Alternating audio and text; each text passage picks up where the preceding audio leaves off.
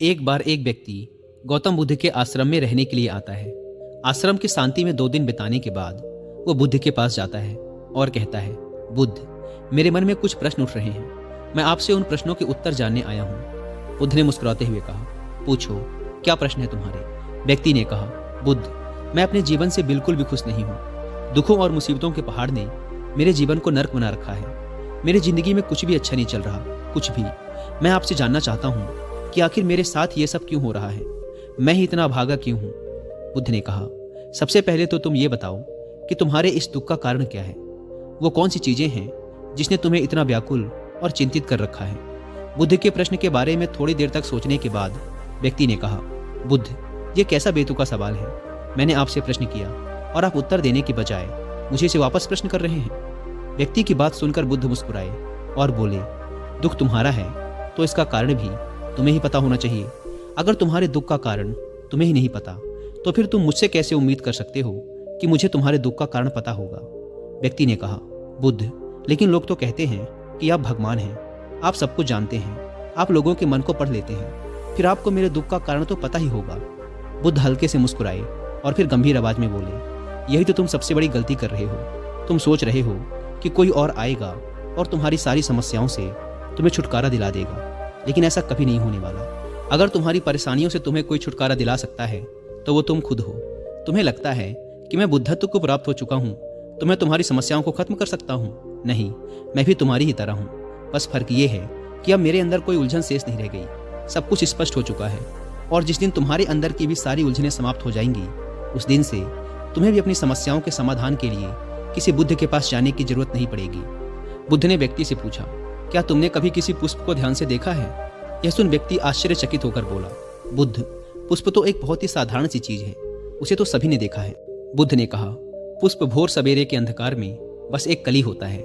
दिन के उजाले में खिलकर एक पुष्प बनता है और शाम होते होते मुरझाकर गिर जाता है। अगर पुष्प सिर्फ इस बात की चिंता करता रहे कि शाम तक तो उसे मुरझाकर गिर ही जाना है, तो वो कभी भी खिल नहीं पाएगा। इसी प्रकार अगर तुम हर समय सिर्फ अपने दुखों के बारे में ही सोचते रहोगे तो तुम कभी भी खुश नहीं हो पाओगे।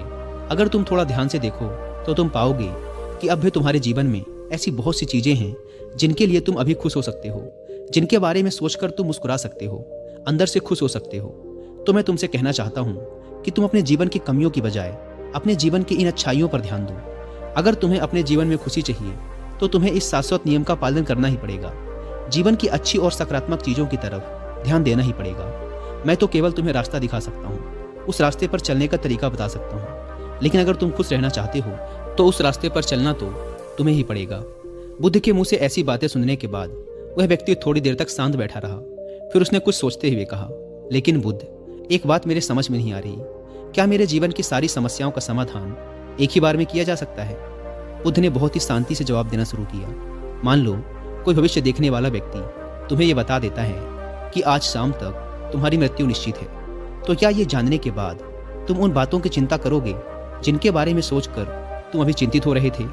नहीं, तुम्हें कोई ऐसी समस्या याद भी नहीं आएगी जिसके लिए तुम अभी चिंतित हो रहे हो, क्योंकि उस समय तुम केवल जीवन की उस सच्चाई के बारे में सोच रहे होगे जिसे लोग मृत्यु कहते हैं। और अचानक तुम्हें महसूस होगा कि जिन छोटी छोटी बातों को तुम अपने जीवन की सबसे बड़ी समस्या समझकर बैठे थे वो तो कुछ भी नहीं थी।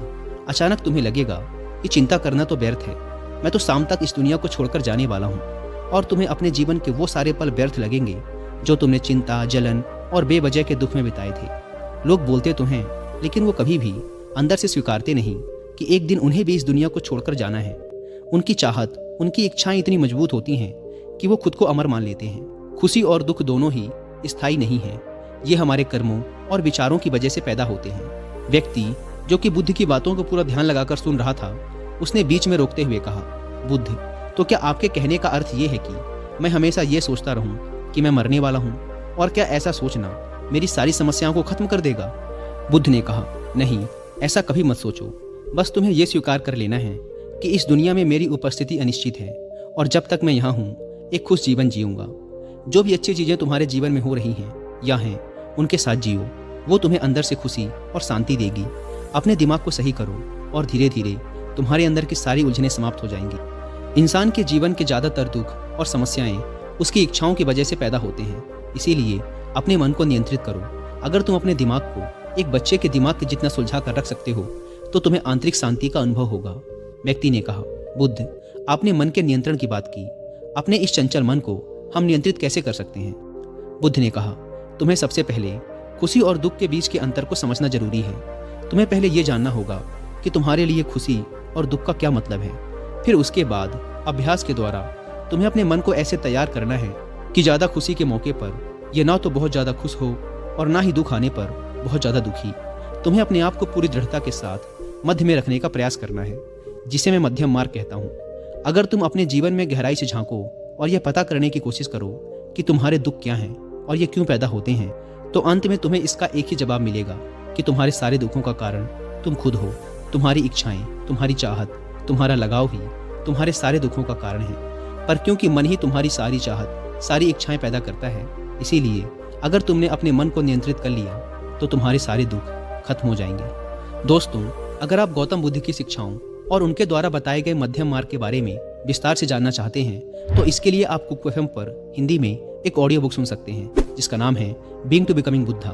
इस ऑडियो बुक में गौतम बुद्ध की पूरी जीवन गाथा के साथ ही उनकी शिक्षाओं के बारे में भी विस्तार से बात की गई है। और कुक एफएम की बात करें तो यह इंडिया का लीडिंग ऑडियो शो प्लेटफॉर्म है जहां पर आप अपनी मनपसंद लैंग्वेज में 10,000 से भी ज़्यादा किताबों को ऑडियो फॉर्म में सुन सकते हैं। अभी कुक एफएम पर क्रिसमस ऑफर भी चल रहा है, इसीलिए आपको इसके 1 मंथ का सब्सक्रिप्शन 99 रुपीज़ की बजाय पड़ेगा सिर्फ 39 रुपीज़ का। अगर आप यूज़ करते हैं कूपन कोड सेंटा60, यानी आपको मिल रहा है सीधा 60% का डिस्काउंट। लेकिन यह ऑफर सिर्फ 25 दिसंबर तक ही वैलिड है। लेकिन वो लोग जो इस वीडियो को 25 दिसंबर के बाद देख रहे हैं उन्हें कुक एफएम के ईयरली सब्सक्रिप्शन पर मिलेगा 50% का डिस्काउंट अगर आप यूज़ करते हैं हमारा personal coupon code WI50। App को डाउनलोड करने की link description and first comment पर दी गई है। गौतम बुद्ध ने व्यक्ति से कहा, अगर तुम एक छोटा सा काम और कर सको तो तुम देखोगे कि तुम्हारे जीवन के सारे दुख हमेशा के लिए खत्म हो जाएंगे। बुद्ध के मुंह से ऐसी बात सुनने के बाद व्यक्ति ने उत्साहित होते हुए कहा, मुझे क्या करना होगा बुद्ध?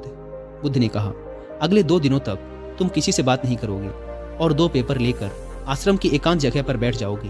वहाँ शांति से बैठकर तुम्हें सोचना है और पहले पेपर पर उन सारे दुखों के बारे में लिखना है जो तुम्हें परेशान कर रहे हैं, और साथ में ही तुम्हें उन सारे दुखों का कारण भी लिखना है। और दूसरे पेपर में तुम्हें उन सारी खुशियों के बारे में लिखना है जो तुम्हारे जीवन में अभी हैं, और साथ ही तुम्हें इसका कारण भी लिखना है कि तुम्हें यह खुशी क्यों है। जल्दबाजी करने की कोई ज़रूरत नहीं है, तुम्हारे पास काफ़ी समय है, तुम आराम से सोच सकते हो। जाओ और जाकर आराम से बैठकर सोचो और लिखो। व्यक्ति ने बुद्ध को प्रणाम किया और जाकर आश्रम के एक कोने में बैठ गया। 2 दिनों बाद वह बुद्ध के पास वापस आया। उसके हाथ में काफ़ी सारे पेपर थे। बुद्ध ने उसे देखते ही कहा, सबसे पहले मुझे तुम्हारे दुखों वाले कागज़ को पढ़कर सुनाओ। व्यक्ति ने पेपर पढ़ना शुरू किया। पहला, मेरे परिवार में मेरे सारे भाई अमीर हैं, लेकिन मैं गरीब और कर्जदार हूँ क्योंकि मैं काम करने से डरता हूँ। मैं काम से ज़्यादा आराम करता हूँ और साथ ही मैं खुद की दूसरों के साथ तुलना भी करता रहता हूँ। व्यक्ति ने आगे पढ़ना शुरू किया।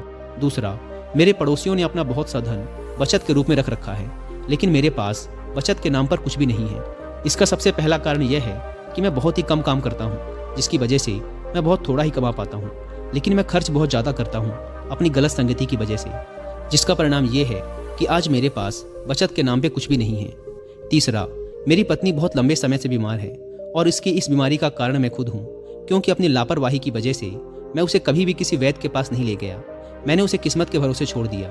लेकिन सच्चाई तो ये है कि कहीं ना कहीं मेरे अंदर यह चाहत थी कि अगर मेरी पत्नी की इस बीमारी की वजह से मौत हो जाती है तो मैं किसी दूसरी सुंदर स्त्री से विवाह कर लूँगा। चौथा, मैं अपने मन में मुफ्त का धन पाने के बहुत से ख्याली पुलाव और योजनाएं बनाता रहता हूँ, लेकिन जब वह योजनाएं पूरी नहीं होती तो मैं दुख और चिंताओं के सागर में डूब जाता हूँ, और फिर मैं अपने इस दुख और चिंता से बाहर आने के लिए हर रोज़ मदिरा का सेवन करता हूँ, और अपनी इस आदत का जिम्मेदार भी मैं खुद ही हूँ। हालांकि मैं जानता हूँ कि मेरे पास हर रोज़ मदिरा का सेवन करने के लिए पर्याप्त धन नहीं है, लेकिन मैं फिर भी ऐसा करता हूँ।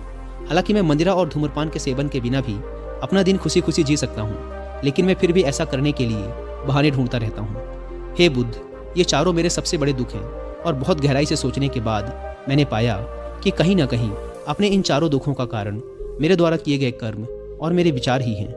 यह सुनने के बाद बुद्ध मुस्कुराए और बोले, अच्छा, अब तो मुझे अपना खुशियों वाला कागज पढ़कर सुनाओ। इस बार व्यक्ति ने बहुत ही उत्साहित होकर पढ़ना शुरू किया।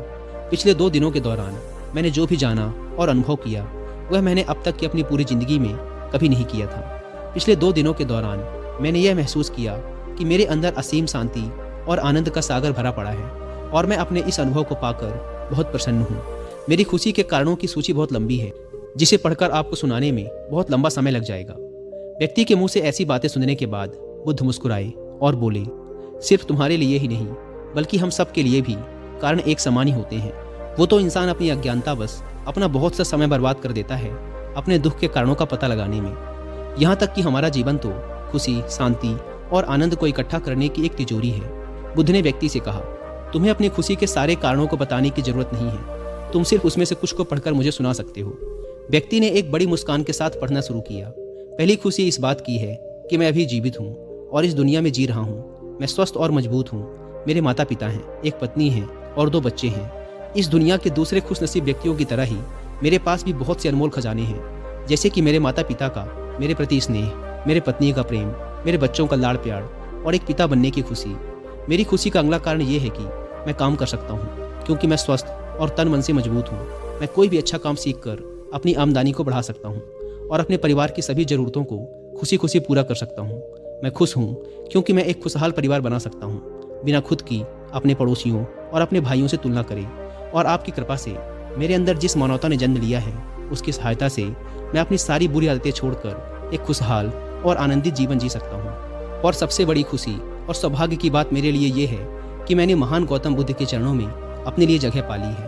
और आपकी कृपा से मैं जब तक इस संसार में रहूँगा, इस सत्य को याद रखूँगा कि हमारी इच्छाएं और लगाव ही सभी दुखों का कारण है, और साथ ही खुद के मन पर नियंत्रण हासिल करने व खुद को जानने का पूरा प्रयास करता रहूँगा। बुद्ध ने कहा, आज तुम्हारा एक नया जन्म हुआ है। अब तुम अपने परिवार के पास वापस जाओ और स्थिर बुद्धि व आंतरिक शांति के साथ इस जीवन को जियो। और आज के बाद जब भी तुम्हारे जीवन में तुम्हारी परेशानियों से उपजा दुख तुम्हें घेरने की कोशिश करे, तो खुद से कहना कि जीवन बहुत छोटा है और मैं इस जीवन में अपनी चिंताओं और दुख का गुलाम बनने नहीं आया हूँ। शांति से बैठकर अपने उस दुख का कारण जानने की कोशिश करना और मिलते ही उसे नष्ट कर देना, और केवल तभी तुम अपनी आंतरिक शांति और कभी न खत्म होने वाले आनंद को प्राप्त कर सकते हो। दोस्तों, उम्मीद करता हूँ कि आपको वीडियो पसंद आई होगी।